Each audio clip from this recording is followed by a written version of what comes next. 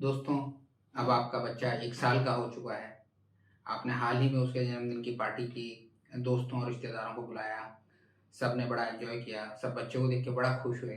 सबने कहा, "अरे वाह! ये तो चलने लग गया है, कुछ-कुछ बोलने भी लग गया है।" तो बड़ा अच्छा लगा सबको। तो दोस्तों, 1 साल के बच्चे में हम क्या-क्या उम्मीद करते हैं कि वो क्या-क्या कर लेना चाहिए? तो आइए आज हम इसी बारे में बात करते हैं कि जब बच्चा अपनी पहली सालगिरह मना चुका होता है, तो वो कौन-कौन से माइलस्टोन्स को पार कर चुका होता है। आपके YouTube channel joyful parenting with doctor Timir में आप सभी यंग पेरेंट्स का स्वागत है। दोस्तों, हम सबसे पहले बात करते हैं मोटर माइलस्टोन्स के बारे में। तो जैसा कि हमने पहले आपसे कहा था, इस उम्र तक आता है तो बच्चा खड़ा होने लग जाता है और चलने लग जाता है।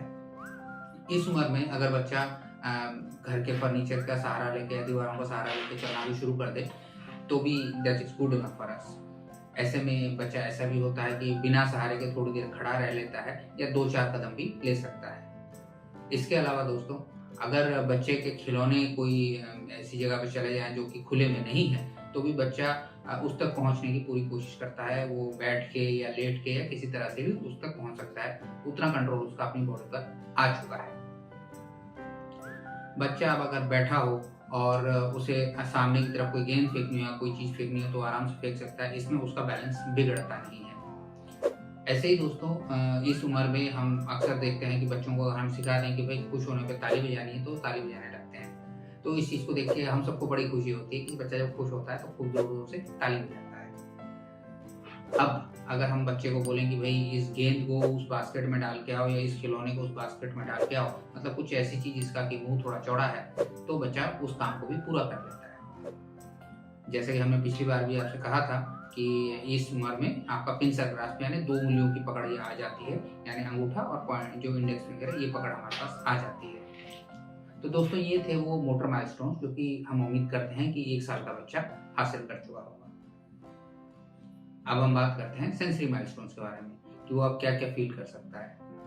तो 1 साल का होते-होते तक दोस्तों बच्चा जो है गानों को एन्जॉय करने लग जाता है। उनकी रिदम, उनका म्यूज़िक, ये सब को वो एन्जॉय करने लग जाता है। एक्सप्लोर करने को उसका अपना एनवायरनमेंट को एक्सप्लोर करने का प्रोसेस चलता रहता है। हाथों से चीज़ों को हाथ में लेके, उसको मुँह में रख के और उँगलियों से छू के, ये तमाम तरीके से वो अपने एनवायरनमेंट को एक्सप्लोर करता रहता है। साथ ही साथ अब घुटने के बल अगर चलता है तो किसी चीज़ को अगर वो चाहता है किसी चीज़ तक पहुँचना तो उस तक पहुँचना की कोशिश करता है, या अगर किसी चीज़ को नापसंद करता है तो उससे दूर हटने की भी कोशिश करता है। यानी अब उसके मूवमेंट में एक एक रैंडम एक्सप्लोरेशन का सेंस ना रह के एक एक एक फ़ोकस आ गया है, एक पर्पस आ गया है उसके मूवमेंट में। अब बात करते हैं हम कम्युनिकेशन माइलस्टोन्स के बारे में, क्योंकि इस उम्र में सबसे ज़्यादा जो बदलाव आते हैं वो कम्युनिकेशन को लेकर ही आते हैं। यानी बच्चा अपनी बात बेहतर ढंग से अब कह सकता है, अपने चीज़ों को शब्दों या इशारों के द्वारा बेहतर बता सकता है। तो अब वो कुछ-कुछ शब्द जिनके कि मायने हैं वो अब वो बोलने लग जाता है। जैसे कि हम बोलें मामा, दादा, डॉगी, इस तरह के शब्दों का वो इस्तेमाल करने लग जाता है। अब अगर हम उसे सिंपल से डायरेक्शंस दें, जैसे कि यहाँ आओ, तो इन चीज़ों को समझने लग जाता है। तो इस चीज़ को पेरेंट्स इस तरह से अक्सर एक्सप्रेस करते हैं कि वो समझता बहुत कुछ है, लेकिन इतना बोल नहीं पाता, व्हिच इज़ फाइन। इस उम्र में हम यही उम्मीद करते हैं कि बच्चा ज़्यादा से ज़्यादा बातें समझ सके। अब बोलने की जहाँ तक बात आती है, तो बच्चा जो है कई लंबी-लंबी चीज़ें बोलता है, जिनका कि कोई मायने नहीं होता। तो जिसको कि हम अक्सर ही हँसकर बोलते हैं कि वो बोलना तो बहुत कुछ चाहता है और बहुत देर तक भी बोलता है बस, लेकिन उसकी बात कुछ समझ में नहीं आती है। That is okay. तो इसको हम जार्गोनिंग कहते हैं कि लंबे-लंबे एक्सप्रेशंस देना शब्दों के, जिनका कि कोई ज़रूरी नहीं कि कोई मतलब हो। अब जैसे कि मैंने आपसे कहा, वो 1, 2, 3 शब्द शायद कह सकता हो जिनका कि कुछ मतलब भी है। इमिटेशन की बात हमने पिछली बार की थी कि नकल करना शब्दों का, तो वो जारी रहता है, उसी के ज़रिए बच्चा नए-नए शब्द सीखता जाता है। साथ ही साथ उसके जो बोलने के तरीके में, जैसे हम किसी से बात करते हैं तो जैसे हमारी भाषा में उतार-चढ़ाव आता है या रिदम आता है, ये सब चीज़ें उसकी बैटरिंग में आने लगती हैं। इसके साथ ही दोस्तों, अब वो ध्यान देने लगता है कि अगर आप किसी चीज़ की तरफ पॉइंट कर रहे हैं, कुछ बोल रहे हैं, तो वो भी उसी तरफ देखने लगता है। यानी कि वो अब इस चीज़ को समझने लगा है कि पॉइंटिंग करने का मतलब है कि उसे उस तरफ ही देखना चाहिए। अब अगर हम उसे नो या ना कहते हैं तो वो इस बात को समझ पाता है कि इस काम को उसको नहीं करना है। ये एक ज़रूरी माइलस्टोन है, नो समझना। यानी कि हम बच्चे को उस काम करने के लिए मना करते हैं तो वो समझ जाता है नो कहने से कि इस काम को उसको नहीं करना है। और आखिर में दोस्तों, अब वो सिर्फ अपने शब्दों का नहीं, हाथों का इस्तेमाल भी इशारों के ज़रिए अपनी बात पहुँचाने की कोशिश करता है अपने माँ-बाप को। जैसे कि अगर हम उसे कहें, मान लीजिए कि फ़ैन कहाँ है, एसी कहाँ है, इस तरह की बातें पूछें, तो हो सकता है ऊपर की तरफ देखे या हो सकता है अपने हाथ को उस तरफ करे। पॉइंटिंग, फिंगर पॉइंटिंग भी कई बच्चों में आ जाती है इस तक। और ऐसा भी होता है कि अपने हाथों का इस्तेमाल अदरवाइज़ भी वो करते हैं, जैसे वो चाहते हैं कि भई आप उन्हें गोद में लें, तो वो अपने हाथ आगे आपकी तरफ बढ़ा देंगे कि भई मुझे गोद में ले लो। तो ये सब दोस्तों बच्चे के एक्सप्रेस करने के तरीके हैं जो इस उम्र तक आ जाते हैं। आखिर में हम बात करते हैं दोस्तों फीडिंग माइलस्टोन्स के बारे में। तो अब बच्चा जो है अपनी उँगलियों से खाना शुरू कर देता है। आप अगर उसे उँगली में कोई छोटी-सी चीज़ दें, मसलन एक बिस्किट या एक जैसे फ्रेंच फ्राइज़ जैसी कोई चीज़ दें, तो उसे लेके अपने मुँह तक लाके खाना शुरू कर देता है। अब वो तमाम तरह की चीज़ें खाना शुरू कर देता है। घर का हर खाना तकरीबन वो खा सकता है जिसमें मिर्ची कम हो। तो घर का हर खाने में उसका टेस्ट, उसके फ्लेवर में, उसकी खुशबू में उसकी इंटरेस्ट बढ़ता चला जाता है। अब वो एक ओपन कप या एक खुले कटोरे जैसे में भी आप खाना दें तो उसको भी पकड़ के खाने की कोशिश करता है। और जैसा कि मैंने आपसे कहा, तमाम वैरायटी के खाने वो खाने लग जाता है, जो भी नरम है, जो कुछ जिसको भी वो चबा सकता है। सब चीज़ें ज़ाहिर-सी बात है बच्चा नहीं चबा सकता, लेकिन जो भी नरम है उनको वो खाना शुरू कर देता है। इसमें घर का कुछ भी खाना हो सकता है। अब वो सेल्फ फीडिंग की भी कोशिश करने लगता है, यानी कि वो कोशिश करता है कि वो अपना खाना खुद से खाए, ना कि कोई और उसे खिलाए। तो इस उम्र में आप बच्चों को आपने देखा होगा कि वो चम्मच आते हैं, इनके थोड़े मोटे हैंडल होते हैं, जिसको बच्चा मुट्ठी में करके पकड़ सकता है। तो वो सब आप दे सकते हैं, जिसको कि मुट्ठी से पकड़ के बच्चा खाने की कोशिश करता है उन चम्मच के ज़रिए। खाने में जैसे कि मैंने आपको कहा, तमाम किस्म के खाने की खुशबू, उसके टेस्ट को भी बच्चा एन्जॉय करने लगता है। तो बेसिकली उसका जो खाने का वैरायटी है, इस उम्र तक आते-आते काफ़ी बढ़ जाता है। तो दोस्तों, वो कौन से रेड फ्लैग साइन्स हैं जब हमें ऐसा सोचना चाहिए कि शायद बच्चे में कुछ परेशानी है, बच्चे को शायद कुछ मदद की ज़रूरत है। 1 साल का बच्चा अगर नहीं कर पा रहा तो ये चिंता की बात है।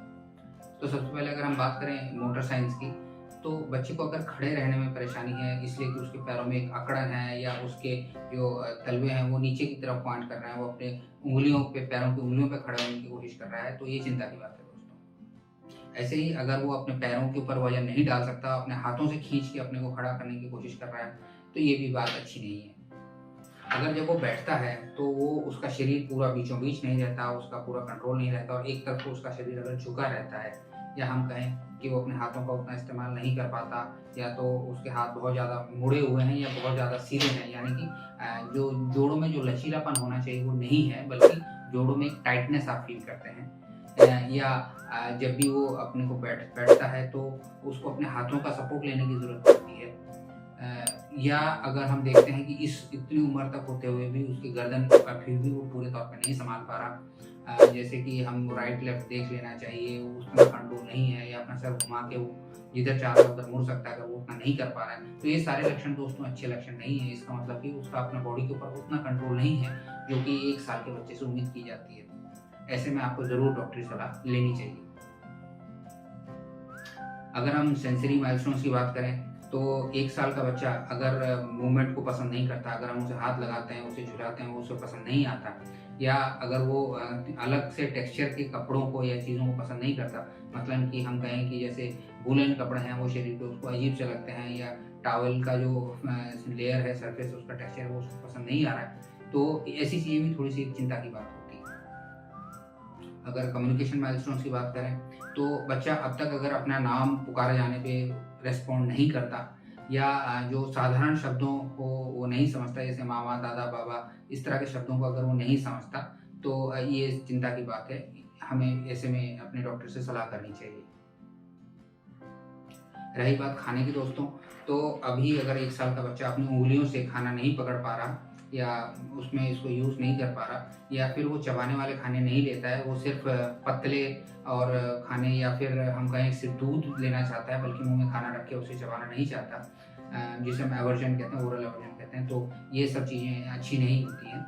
ये सब चिंता की बात है और आपको अपने पीडियाट्रिशियन से इस बारे में बात करनी चाहिए। तो दोस्तों आज हमने बात की इस बारे में कि 1 साल का बच्चा क्या कर सकता है, क्या नहीं कर सकता और किन-किन परिस्थितियों में हमें अपने पीडियाट्रिशियन से बात करनी चाहिए कि शायद इस बच्चे को कुछ मदद की ज़रूरत है।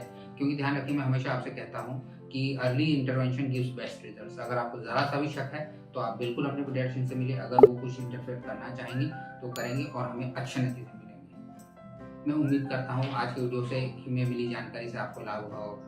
वीडियो को देखने के लिए धन्यवाद।